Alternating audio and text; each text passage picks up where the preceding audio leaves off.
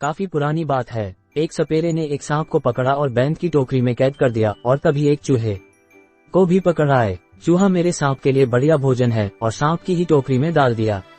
टोकरी के अंदर सांप जैसे ही चूहे को लपकने लगा, चूहा बोल उठा, अरे सांप भाई मुझे मत मारो, अगर तुम मुझे नहीं मारोगे तो मैं तुम्हें इस कैद से आजाद करा सकता हूँ। सांप हैरान था कि ये नन्हा सा चूहा उसे कैसे आजाद करा सकता है। जब मैं इस कैद से निकलने में कामयाब नहीं हो सका तो तुम मेरी क्या मदद कर सकते हो?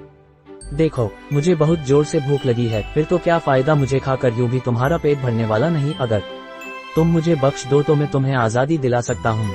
फिर जितना दिल चाहे जहाँ दिल चाहे तुम भरपेट खाना खा सकते हो। मोटे मोटे चूहे, बढ़िया मेढक, छिपकलियाँ सब तुम्हें खाने को मिल सकती है।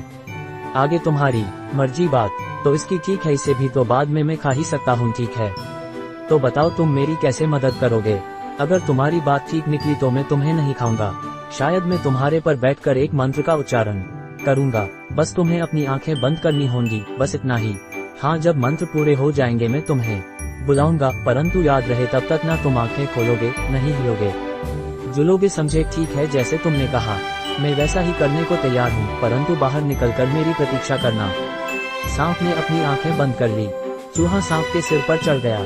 जल्दी जल्दी वह पिटारी को अंदर से कुतरने लगा। वहाँ पर एक बड़ा सा छेद हो गया।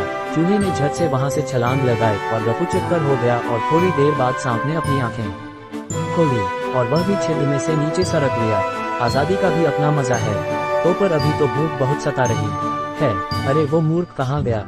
शैतान शायद भाग गया है। जाएगा कहाँ? अभी ढूंढता हूँ उस नटखट शैतान को। और वे चूहे को इधर उधर तलाशने लगा, परंतु चूहा तो कहीं खो गया था। कुछ दिनों के बाद सांप को चूहों का एक बिल नजर आया। वे समझ गया कि जरूर चूहा इसी बिल में होगा और जल्दी ही चूहे की मुंडी उसे वहां नजर आई है। धोखेबाज यहाँ है, अब ये मुझसे बचकर कहाँ जाएगा? अरे ओ चूहे, तुम मुझे धोखा देकर कहाँ भाग गए थे? अब बाहर आओ ना, क्यों सता रहे हो? हम तो पुराने मित्र हैं।